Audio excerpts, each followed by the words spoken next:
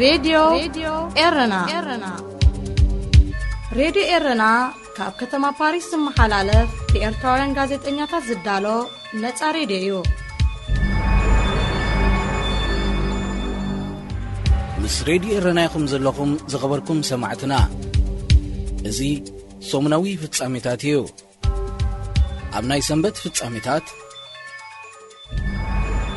ኢራን ናብ ቀይሕ ባሕሪ ዘለዋ ህላዌ ኣብ ተስፋሓሉ ዘላ እዋን ንሓንቲ ካብ ናይ ንግዲ መራኽባ ካብ ቅርሰና ባሕሪ ከም ዘድሓነት ገሊጻ። ምኽትል ኣዛዚ ባሕርያ ኢራን ኣድሚራል ሙስጦፋ ታጀዲኒ ኣብ ዝሃቦ ጋዜጣዊ መግለጺ ሳላብ ቀይሕ ባሕሪ መራኽብ ኩናት ምውፋርና ካብ ሓደጋ ሰብን ንብረትን ድሒና ክብል ገሊጹ። ኢራን ናይ ሰለያም ኩናትን መራኽብ ኣብ ቀይሕ ባሕሪ ምውፋራ ኣሜሪካ ብትርከበን ሃገራት ምዕራብ ከቢድ ሻቕሎት ፈጢሩ ምህላው ብተደጋጋሚ ክግለጽ ጸኒሑ እዩ። ኣድሚራል ሙስጦፋ መግለጺኡ ብዛዕባታ ካብ መጥቃዕቲ ዝደሓነት ዝበላ መርከብ ኮነ ጽዒናቶ ዝነበረት ንብረት ዝርዝር ሓበሬታ ይሃበን። ኢራን ንኣህጉራዊ ሕጊ ባሕርያ ተኸቲላ ኣብ ህንዳዊ ውቅያኖስን ወሽመጥ ዓደንን ክካየድ ዝጸንሐ ቅርሰና ባሕሪ ብዓወት ክትከላኸሎ ጸኒሐያ ዝብሉ ኣዘዝ ሰራዊት ሃገር ብሃገራት ምዕራብ ተቐባልነት ሲኢኒ ጸኒሑ። ብፍላይ ካብ ጅቡቲ ጀሚሩ ክሳብ ግብፂ ተዘርጊሑ ዘሎ ሓይሊ ባሕሪ ናይ ዝተፈላለየ ሃገራት ምዕራብ ኣብ ተመሳሳሊ ዕላማ ማለት ኣንጻር ቅርሰና ባሕሪ ተዋፊሩ እኳ እንተሎ ህላዊ ኢራንን ቻይናን ኣብ ቀይሕ ባሕሪ ግና ከም ስጋኣት ክረኣዩ ጸኒሑን ዘሎን።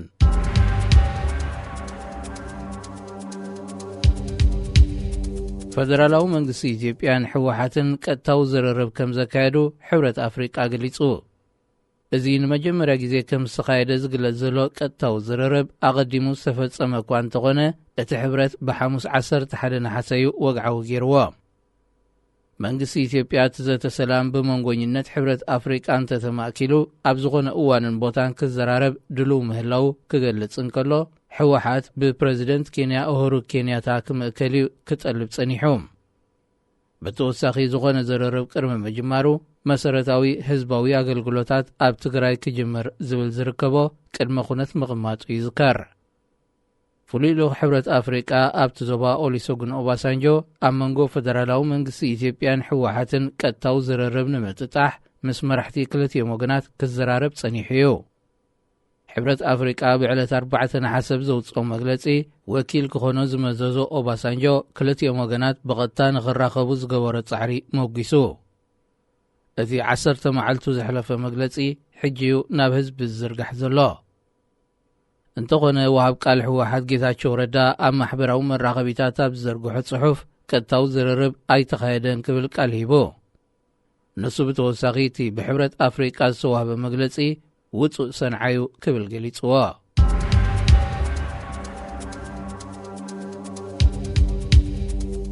ኣብ ኬንያ ብዝተኻየደ ምርጫ ካብ 47 ኣማሓደርቲ ዞባታት ብውሕዱ 7 ደቂ ኣንስትዮ ተመሪፀን ምህላወን ካብቲ ሃገር ዝተመሓላለፈ ዜና ኣመልኪቱ።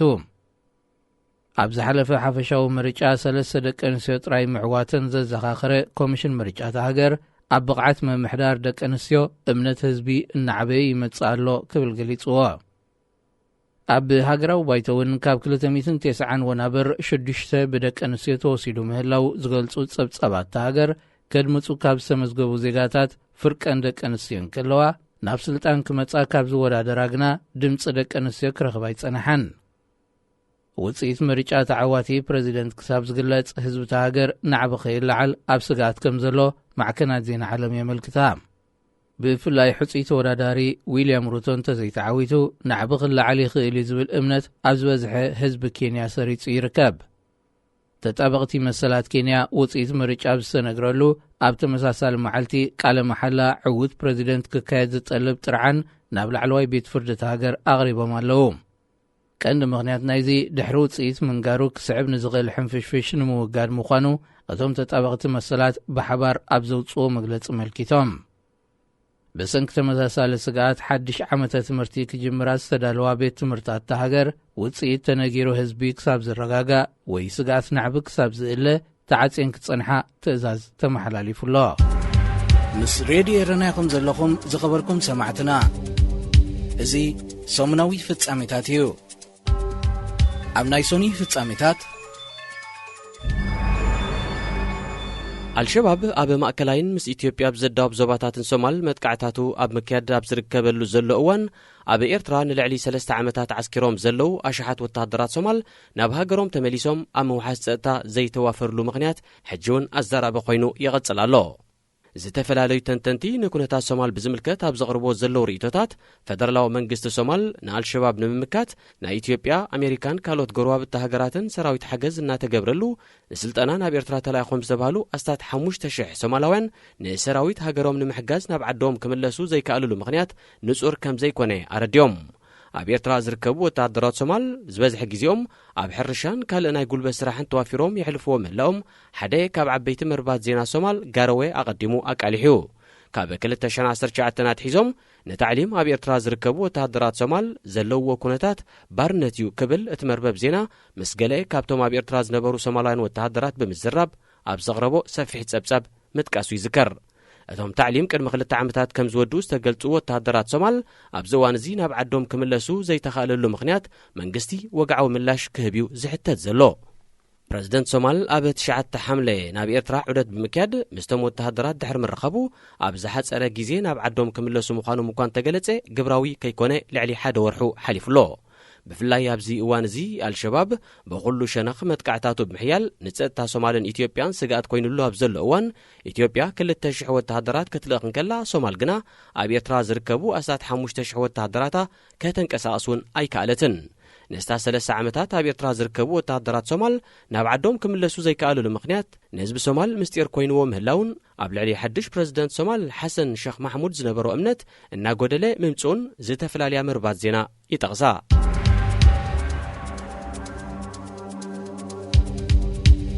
حجون كاب ناي سومال كيوصانا اب سومال كاب طري 2021 حيزو بسنك درقي كاب منبابروم ناي استمزابلو بزح سبات استات 1 مليون كم زبصحي حبرات هاجرات افليطو مقبن ماين نممرار كام منبابروم ناي زمزابلو زلو بزح سبات معلتاوي زايد كم زلو زملكته دايركتور تكال قبر سناي نرويجاوي بيت مخرس سداتنياتات چنفر سومال محمد عبدي زباسه كيغاطمن كلو هصص رديت كم زدلي اغنزيبو زياب سومال تخسيت زلو الدرقي ابزي 4 عامات اتزباسه مخاني تملكتو اب سومال بسنك تخسيت زلو الدرقي استا 7 مليون حزبي تصباي رديت مخانو زغنزبه صبصب حبرات هاجرات بوغنو اتم استات 200,000 نسقات عصبو استقالعو مخانوم اسميرلو كاب زحلف عامتات حيزو امبراق افريقيا بحفشا بفلاي دما بزبقرنا افريقيا بسنكي كويناتن درقن لعلي 30 مليون حزبي تصباي رديت كوينو كم زلو يزغلص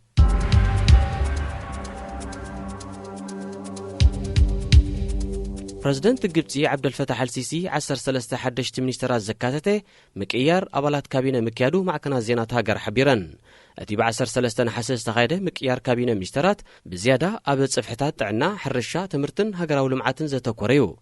بسنكتي أب مونغو روسيان يوكراينن زكاز زلو كينات نجبتي قد إيمان زلو كتبا بالدوهتات داقمة متعراين مكياديو بريزيدنت السيسي ناي كابينة مكيارات زكاي زلو كبلا مع كنا زينا جبسي تنتينن انتقونه بريزيدنت جبسي زكايدو مكيارات كابينة منسترات مسمد لدال سلطانو زتأساسر مخانو زتفلالي وغانات هاجر اب محبرا ميديا بزهبو زلو ريتو غليصوم بريزيدنت السيسي بزيادة أمن تحضير لهم كم زلو استقلصو منسترات مكلخال وشتاو قدات وصان فاينانسن غنا كاب مزنتهم كم زي تنقانغيو اتي كاب كايروس تزرق حبريتا عملكيتو مس راديو إيراناكم زلكم زخبركم سمعتنا ازي سومنا في التساميتاتيو أمناي سولس في التساميتات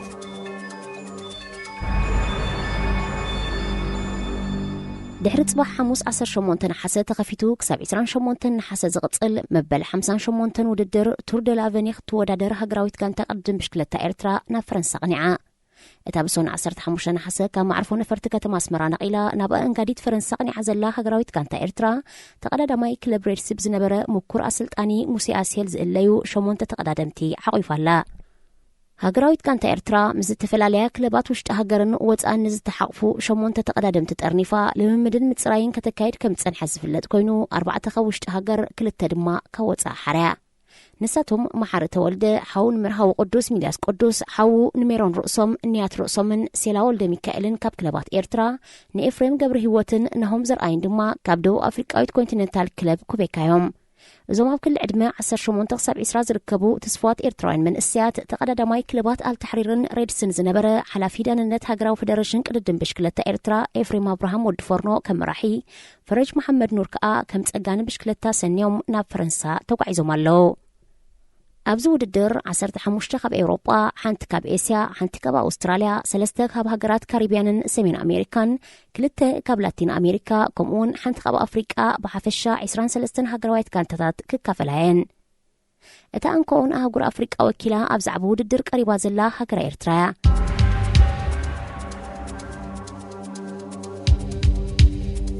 ኣብ አዲስ አበባን ካልኦት ከተማታትን ዝበዝሐ ገበናት ብዘይ ሕጋዊ መንገዲ ናብቲ ሃገር ብዝኣተው ዜጋታት ካልኦት ሃገራት ዝፍጸም ዘሎ ክብል መንግስቲ ኢትዮጵያ ወቂሱ።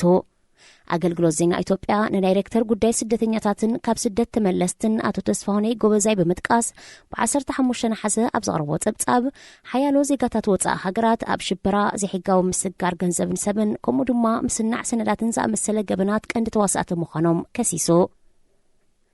ኣብ ኢትዮጵያ ኣፍልጦ ዝተዋህቦም ስደተኛታት ብዘይ ሕጋዊ መንገዲ ብዶባ ዝኣተውን ብቪዛ ኣትዮም ከብቅዑ ክጸንሕሉ ዝግባእ ግዜ ዘሕለፉን ወጻእተኛታት ከም ዘለው ዘዘኻኸረ መግለጽቲ ዳይሬክተር መንግስቲ ምስ ገበን ምፍጻም ብዝተሓዝ ዝተፈላለየ መደባት ሓንፂጡ ምህላው ኣተንቢሁ። ኣብዚ ቀረባ እዋን ኣብ አዲስ አበባ ዝርከቡ ወጻእተኛታት ዳግመ ምዝገባ ክገብሩ መንግስቲ ብዘሕለፈ ውሳኔ መሰረት ካብ 36 ሃገራት ልዕሊ 70,000 ከም ዝተመዝገቡ ጸብጻባት አገልግሎት ዜና ኢትዮጵያ ኣመልኪቱ። መንግስቲ ምስ ሓይልታት ጸጥታ ብምትሕብባር ዘይተመዝገቡን ስደተኛታት ምዃኖም ሕጋዊ ኣፍልጦ ዘይተዋህቦምን ወጻእተኛታት ብምክትታል ስጉምቲ ክወስድ ምዃኑ አቶ ተስፋሁን ኣጠንቂቑ። ኣዋጅ ምዝገባ ወጻእተኛታት ኣብ አዲስ አበባ ንዝርከቡ ኤርትራውያን ሻቅሎት ፈጢሩሎም ምህላው በብእዋኑ ክግለጽ ጸኒሑ።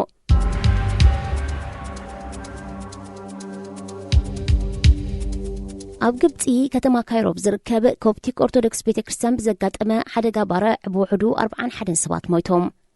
ኣብቲ አቡ ሲፊን ዝተሰመየ ቤተክርስትያን ብሰንበት 10 ነሓሰ 15,000 ኣመንቲ ኣብ ቅዳሴ ኣብ ዝነበሩሉ እዋን እዩ እቲ ሓደጋ ኣጋጢሙ። እቲ ብሰንኪ ናይ ኤሌክትሪክ ገመድ ዘበገሶ ሓዊ ቅልጡፍ ግብረ መልሲ ስለ ዘይተዋህቦ ናብ መላእቲ ህንፃ ሊሒሙ ህዝቢ ተጸቃቂጡ ክወፅእ ኣብ ዝፈተነሉ እዋን እዩ መብዛሕትኡ እቲ ናይ ሞት ሓደጋ ኣጋጢሙ።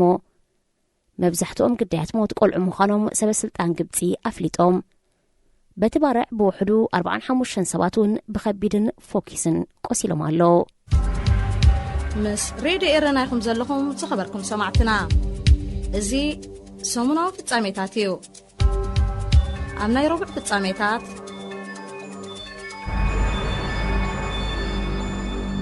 ሮባጋሽ ካብ ዓቕሙን ላዕሊ መሊኡ ኣብ ከባቢ ከሰላ ንዝርከባ ሓያሎ ዓድታት ከም ዝዕለቕለቐን መርባት ዜና ሱዳን ሓቢረን። እቲ ካብ ኤርትራ ናብ ሱዳን ዝፈስስ ሩባ ኣብዚ ወቕቲ እዚ ኣብቲ ዞባ ዝወረደ ሓያል ዝናብ መሊኡ ስለ ዝዕለቕለቐ ኣብ ገለ ክፋሉ ተፈርሺሑ ኣብ ከባቢ ከሰላ ብውሕዱ 8 ሰባት ግዳያት ሞት ገይሩ። ኣብ ርእሲ እዚ ኣስታት 2,000 ኣባይቲ ክዓኑ ከሎ ዛጌት ቁፅረን ዘይተሓበረ ከብቲ ጤሌበጊዕን መፅዓኛን ብውሕጅ ተወሲደን። ኣብ መላእ ሱዳን ብሓፈሻ ኣብ ሰሙን እዚ ብዝወረደ ሓያል ዝናብ ዝፈጠሩ ዕለቕለቕ ልዕሊ 52 ሰባት ከም ዝሞቱ ጸብጻባት መንግስቲ ኣፍሊጡ። ብፍላይ ኣብ ዞባታት ምብራቕ ሱዳንን ዳርፉርን ብዘይ መጽለሊ ዝተረፉ 10,000 ሰባት ተጸበይቲ ህጹጽ ረድኤት ኮይኖም ኣለዉ።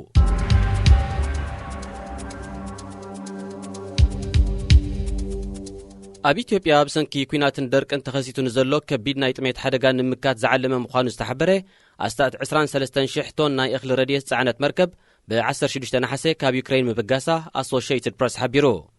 እታ ናይ ሊባኖስ ባንዴራ ተንበልብል ብሬቭ ኮማንደር ዝተባሃለት ናይ ጽዕነት መርከብ ብ14 ነሓሰ ካብ ወደብ ኦዴስያ ናይ ዩክሬን ክትብገስ ተመዲቡ እኳ እንተነበረ ምኽንያቱ ብዘይተፈልጠ ንኽልተ መዓልታት ተደናውግያ ብምጽናሓ ትማሊ ናብ ወደብ ጅቡቲ ተበጊሳ። ኣካል ጸዓና መራኽብ ካብ ወደብ ዩክሬን ተበጊሰን ብዘይ ዕንቅፋት ብጸሊም ባሕሪ ክሓልፋ ኣብ መንጎ ዩክሬንን ሩስያን ብዝተበጽሐ ስምዕ መሰረት እዩ እታ ብሕቡራት ሃገራት ዝተሸመተ ረድኤት ጸዓነት መርከብ ተንቀሳቒሳ ዘላ። ሩስያን ዩክሬንን ብ22 ሓምለ ኣብ ቱርኪ ብዝበጽሖ ስምዕ መሰረት ምስ ምጅማር ኩናት ን5 ወርሕ ተቋሪጹ ዝጸንሐ ምግዓዝ ኣካል ብጸሊም ባሕሪ ቀስ በቐስ ናብ ንቡር ክምለስ ትጽቢት ብዙሓት ሃገራት እዩ። ሓያሎ ሃገራት ኣፍሪቃ መሰረታዊ ናይ መግቢ ኣካል ካብ ሩስያን ዩክሬንን ከም ዝሽምታ ይፍለጥ።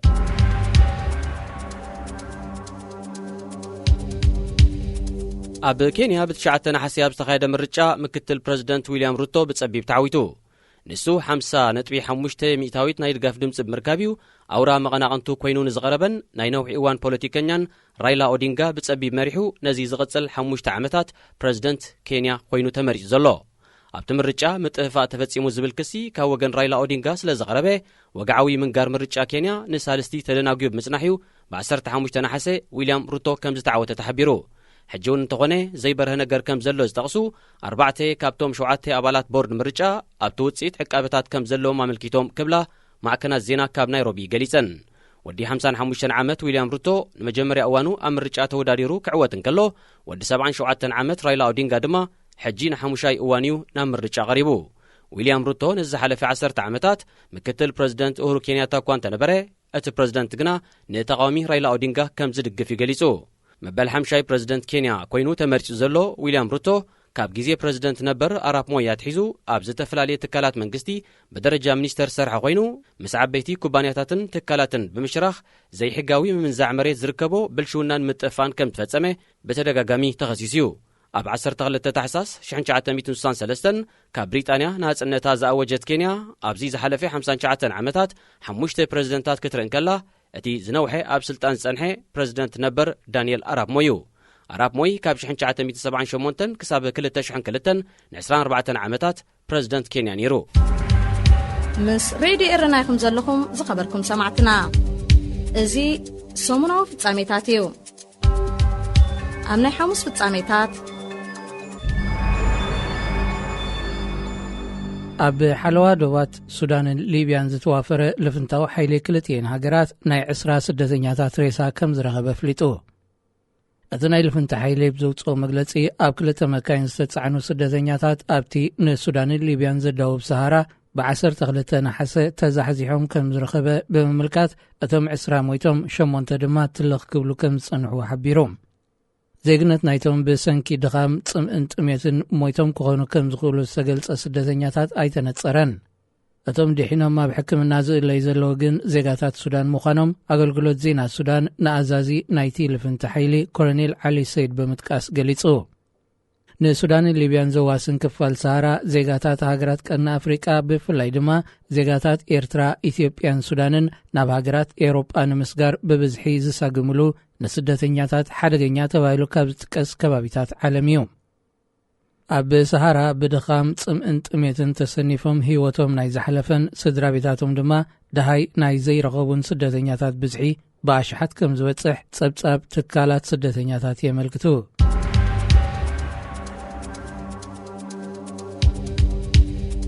ኣሜሪካ ሰራዊት መንግስቲ ሶማል አንጻራ ሸባብ ንዘካይዶ ዘሎ ወተሃደራዊ ስርሒታት ንምድጋፍ ዝዓለመ ጽዑቕ ናይ ነፈርቲ ደብዳብ ትቕጽላላ ኣብ ዝሓለፈ 2 ቀነ ኣብ ልዕሊ ዒላማታት ሸባብ ተደጋጋሚ ደብዳብ ነፈርቲ ዘካይደት ኣሜሪካ ኣብዚ ሳለስተ እዚ ኣብ ዞባ ሂራን ብውሕዱ 14 ኣባላት ዕጡቕ ጉጅለ ምቕታል ኣፍሊጣ ኣሸባብ ማእከል ሶማልን ምስ ኢትዮጵያ ብዘዳውብ 3 ዞባታትን መጥቃዕታት ሒሉ ይርከብ ኢትዮጵያ ብወገና ካብ ኣሸባብ ንዝፍነወላ ዘሎ ተደጋጋሚ መጥቃዕታት ንምዕጋት ኣሳት 2000 ሰራዊት ናብቲ ዘዳውብ ከባቢታት ልኢኸላ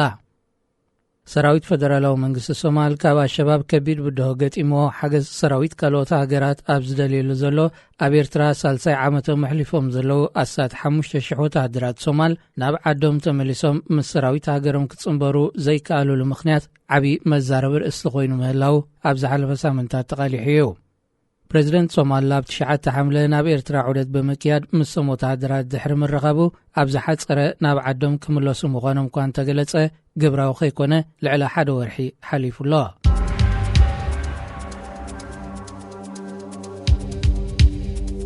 ስሙር ግንባር ደቡብ ሱዳን ዝተባሃለ ዕጡቕ ተቃዋሚ ኣብ ልዕሊ ዒላማታት መንግስቲ መጥቃዕቲ ከካይድ ምዃኑ ጠንቂቑ እቲ ኣብ ደቡብ ሱዳን ካብ ዘለዉ 10ታት ዕጡቓት ተቃወምቲ ሓደ ዝኾነ ስሙር ግንባር ኣብ ልዕሊ መንግስቲ ኩናት ክእውጅ ከም ዝኽእል እዩ መራሒኡ ጀነራል ፖል ማሎንግ ኣዋን ገሊጹ እቲ ግንባር ኣብ ልዕሊ መንግስቲ ሙሉእ ኩናት ከም ዝውጅን ኣብ ኩሉ ዞባታት ናብ ዝርከብ ዒላማታት ከም ዘጥቅዕን ዘጠንቅቕ ዘሎ ሓደ ካብ ላዕለዎት ኣዘዝቱ ብሰራዊት ደቡብ ሱዳን ከም ዝተማረኸ ኣብ ዝሕበረሉ ዘሎ እዋን እዩ ሰራዊት ደቡብ ሱዳን ዝሓለፈ ሰሙን ኣብ ሰሜናዊ ባሕረ ልጋዘል ኣብ ዘካየዶ ወተሃደራዊ ስርሒት ብርጌደር ጀነራል ኣኮል ንጎንግ ኣዮን ንዝርከቦም 5 ኣዘዝቲ እቲ ግንባር ባር ሩሩድ ኣብ ዝተባሃለ ወተሃደራዊ ማዓስከር ከም ዝማረኾም ተሓቢሩ ስሙር ግንባር ደቡብ ሱዳን ከም ግብረ መልሲ ናይዚ መጥቃዕትታት ንምፍናው ንሓይልታቱ ኣብ ተጠንቀቕ ኣዳልዩ ከም ዘሎ ሱዳን ትሪቢዩን ንኣፈኛት ግንባር ኮሎኔል ፊሊፕ ደንግ ኮል ብምጥቃስ ኣረጋጊጹ።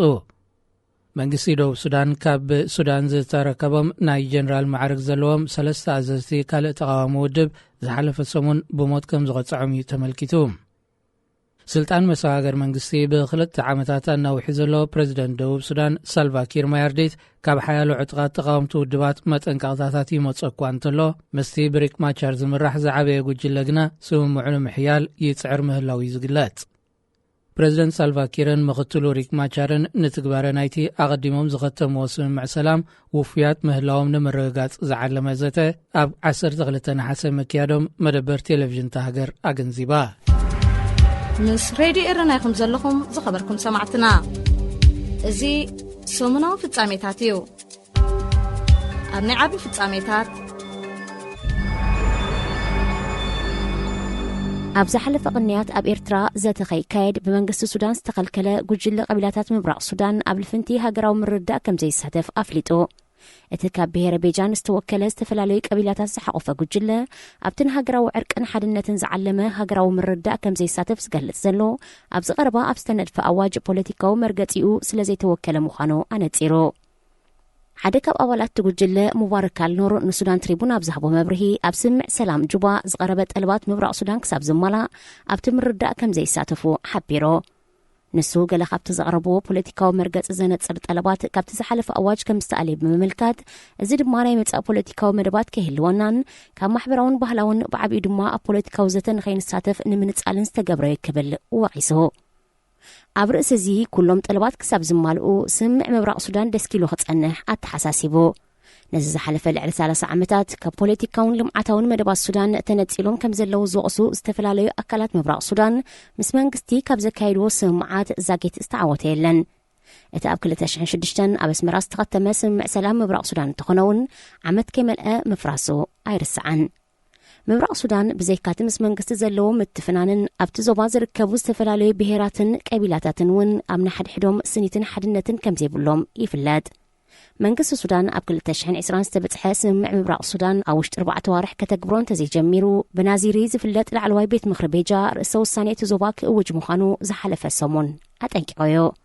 ሓደ ካብ ዓበይቲ ብሄራት ዞባ ዝኾነ ቤጃ ርእሰ ውሳኔ እቲ ዞባ ክእውጅ ምዃኑ ዘጠንቀቐ ቅድሚቲ ኣብ መንጎ ቀቢላታቱ ብፍላይ ድማ ቤን ዓሚርን ሃደንደዋን እንዘሎ ምስሓብ ብዝምልከት ኣብ ኤርትራ ካይድዎ ዝተመደበን ብመንግስቲ ሱዳን ዝተነጽቀን ዋዕላይ ነይሩ። ናዚር ቤጃ ዝርከቦም ሓያሎ ፖለቲከኛታት ዓበይቲ ዓድን መራሕቲ ሃይማኖትን ካልኦት ኣማይት ሰባትን ኣብቲ ፕሬዚደንት ኢሳያስ ተወደበ ዋዕላ ቀቢላታት ምብራቕ ሱዳን ንምስታፍ ብ4 ነሓሰ ደዋብ ሰግርሉ ዝነበሩ እዋን ብሓይልታት ጸጥታ ሱዳን ከም ዝተዓግቱ ይፍለጥ።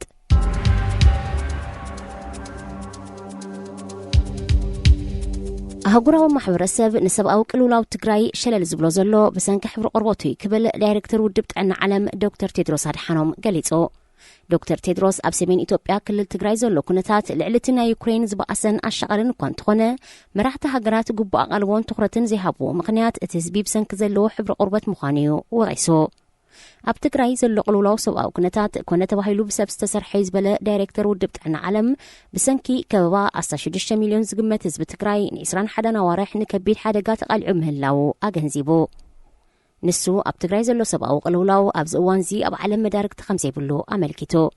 ይኹን እምበር ናብ ናይ ኒኩለር ምትፍናን ከይዓርግ ብዝብል ምስምስ ኣህጉራዊ ማሕበረሰብ ካብ ናብ ሰሜን ኢትዮጵያ ንላዕሊ ናብ ዩክሬን ኣተኪሩ ምህላው ኣተሓሳሲቡ። ዳይሬክተር ውድብ ጥዕና ዓለም ኣህጉራዊ ማሕበረሰብ ንኩነታት ሰሜን ኢትዮጵያ ከምቲ ዝግባእ ኣቓልቦ ዘይገበረሉ ምኽንያት ምስ ዓሌትነት ሕብሪ ቆርበት ምትእስሳሩ ዝተፈላለየ ርእቶታት ይወሃብሉ ኣሎ። ተወላዲ ትግራይ ዝኾነን ኣቐዲሙ ሚኒስተር ጉዳያት ወጻኢ ኢትዮጵያ ዝነበረን ዶክተር ቴድሮስ ጸግዒ ትግራይ ዝሓዘ ወገናውን ኣብ ስልጣን መንግስቲ ኢትዮጵያ ኣብ ዝነበረሉ እዋን ድማ ገበናት ፈጺሙኒ ብዝብል መንግስቲ ኢትዮጵያ ካብቲ ናይ ሕቡራት ሃገራት ጽፍሒ ክእለ ጻውዒት ምቕራቡ ኣይርስዓን። እንተኾነ ዶክተር ቴድሮስ ንተወሳኺ 5 ዓመታት ላዕለዋይ ሓላፍቲ ኣህጉራዊ ትካል ኮይኑ ክቐጽል ዝለዓለ ደገፍ ኣባላት ሕቡራት ሃገራት እዩ ረኺቡ። እዚ ከምዚ ኢሉ እንከሎ ሰራዊት ኢትዮጵያ ኣብ ወገን ምዕራብ ትግራይ መጥቃዕቲ ከፊቱ ክብሉ ሓይልታት ትግራይ ከሲሶም። ወታደራዊ ኮማንዶ ትግራይ ብ18 ታሕሳስ ኣብ ዘውፅኦ መግለጺ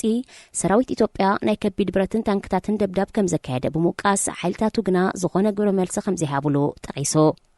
እቲ ብወገን መንግስቲ ኢትዮጵያ ተኻይዱ ዝተባሃለ ደብዳብ ብነጻ ሳልሳይ ኣካል ኣይተረጋገጸን።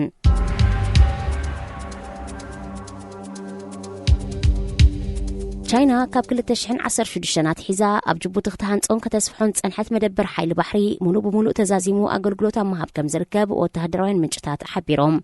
እቶም ምንጭታት ካብ ሳተላይት ንዝተረኸበ ኣሳእሊ ብምውካስ ኣብ ዘቕረቡ ሓበሬታ እቲ ልዕሊ $590 ሚልዮን ዝወድአ መደበር ሓይሊ ባሕሪ ዓበይቲ መራኸብ ኩናት ቻይና የተኣናግድ ምህላው ኣፍሊጦም። ሓንቲ ካብዘን ኣብ ጅቡቲ ዝዓስክራ መራኸብ ኩናት ቻይና ኣስታት 800 ወተሃደራት ሄሊኮፕተራትን ድሩዓትን ክትስከም እትኽእል ዩሃዞ ዝተባሃለት እያ። ቻይና ነዚ ካብ መሬታ ወጻኢ ንፈለማ እዋን ኣብ ጅቡቲ ዝሃነጸቶ ወተሃደራዊ ማዓስከር ዓመታዊ ኣስታት $200 ሚልዮን ክራይ ትኸፍለሉ ምህላዋዩ ዝግለጽ። ጅቡቲ ኣምሳያናይትን ቻይና ትህባ ዘላ ናይ መሬትን ባሕርን ክራይ ገሊኡ ብገንዘብ ክኽፈለላ እንከሎ ዝተረፈ ድማ ከም ምስፋሕ ወደብ ምህናፅ መንገዲ ባቡርን ካልእ ናይ ልምዓት መደባትን ብኩባንያታት ቻይና ይካየደላ ምህላው ይግለጽ። ቻይና ኣብ ጅቡቲ ዝሃነጸቶ መደበር ሓይሊ ባሕሪ ዝርከቦ ወተሃደራዊ ማዓስከር ካብቲ ኣሜሪካን ቻይናን ንነዊሕ ዓመታት ክግልገላሉ ጸንሓ መደበር ርሑቕ ኣይኮነን። ህላወ ቻይና ኣብ ጅቡቲ ስጋት ዝፈጠረላ ኣሜሪካ ብወገና ነቲ ኣስታት 5,000 ወተሃደራት ዓስኪሮምሉ ዘለዉ ማዓስከር ሎመኔ ናይ ምስፋሕ መደባት ተካይድ ከም ዘላያ ትገልጽ። ሬድዮ ኤረና ሬድዮ ኤረና ካብ ከተማ ፓሪስ ዝመሓላለፍ ብኤርትራውያን ጋዜጠኛታት ዝዳሎ ነጻ ሬድዮ እዩ።